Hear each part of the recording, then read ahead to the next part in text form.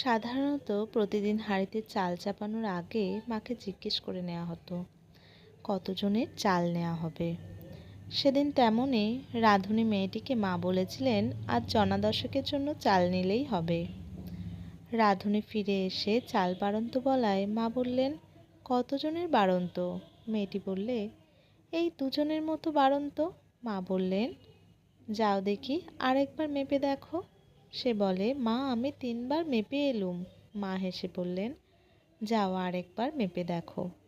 রাঁধুনি চুপচাপ গিয়ে পুনরায় চাল মেপে দেখে পুরো কাটায় কাটায় 10 জনের বরাদ্দ চাল রয়েছে হাঁড়িতে। মা পিছনে এসে বললে, কই হলো? মেয়েটি হতভম্ব। একদিন নয়, দুদিন নয়, এরকম প্রায়শই হতো। শুধু চাল ডাল নয়, শাক সবজি পর্যন্ত। ভাড়ার ফাঁকা। মা বলতেন, গিয়ে দেখো, ঠিক পাবে। আশ্চর্য! ফিরে গিয়ে সত্যিই সেদিনকার মতো শাক সবজি মশলা ইত্যাদি সব পাওয়া যেত। মাকে এ বিষয়ে রাঁধুনি বেশ কয়েকবার প্রশ্ন করলেন। মা হেসে জবাব দিতেন, ও কিছু নয়, তুমি কাজের চাপে খেয়াল করনি, প্রথমবার মাপতে ভুল করেছিলে। জয় মা।